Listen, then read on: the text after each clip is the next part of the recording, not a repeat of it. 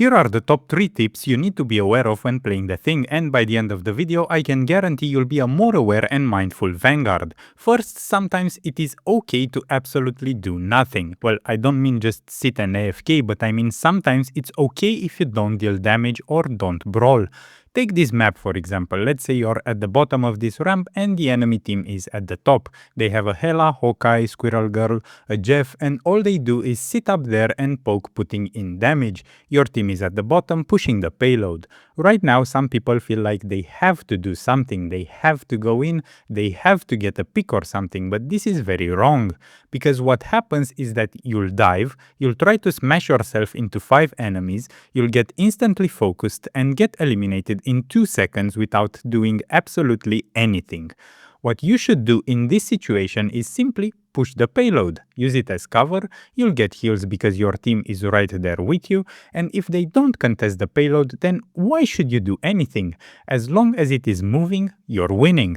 This happens with a lot of melee heroes, feeling like you constantly have to do something, you constantly have to deal up damage, but that is definitely not the case. For a Squirrel Girl, if she's in the same situation that I described before, she can simply keep the finger on the trigger and spam acorns, because why wouldn't she? She's back, safe, nothing is threatening her, why not charge that ultimate with some free damage? But as the thing, your effective range is very small and you shouldn't push it. You shouldn't seek solo engagements like diving by yourself against 4 enemies. Sometimes it's okay to do nothing. Remember, this is an objective-based game, and as long as the objective is yours or moving, then you're absolutely fine. The same advice applies on defensive situations, but well, it's not doing nothing, but it's abstaining. The enemy team is pushing the payload, their Vanguards are on it, behind their poke heroes are trying to poke, and I know the urge to bypass the Vanguards and go into the back line, smash your way around them and cause chaos. But if this means that locked in and focused and get taken out in 3 seconds, then it's not a good idea. Sometimes it's okay to just sit around the payload, spam your punch and keep it from moving.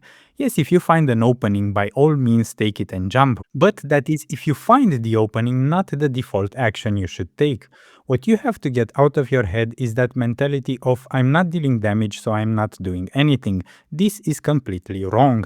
The thing is basically like a wall. He has impact on the game just by being there, because when you see the thing, you don't go there, especially by yourself.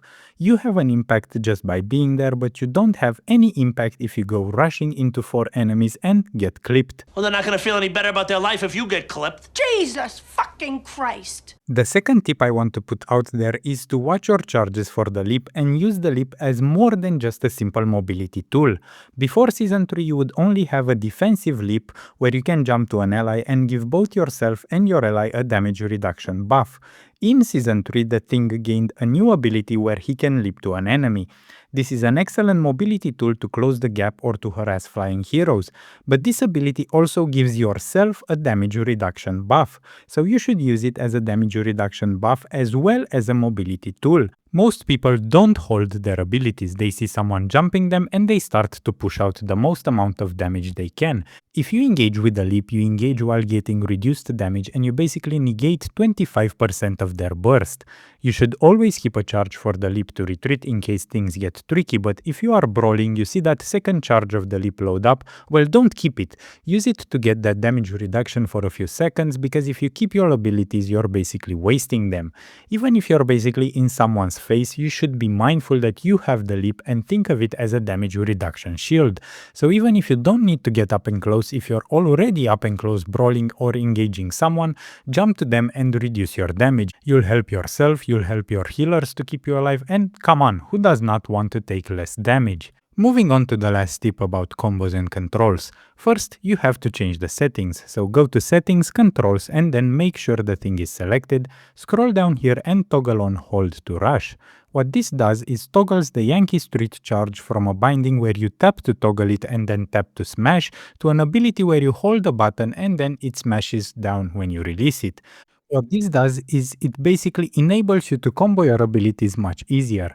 When you try and fight and contest an enemy, you can lead in with a charged punch, then quickly tap the charge button.